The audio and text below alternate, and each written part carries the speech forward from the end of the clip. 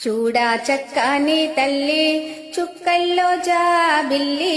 నవ్వుల్లో నాగమల్లి నా తల్లి కల్పవల్లి మళ్ళీ జన్మంటూ ఉంటే దుర్గమ్మో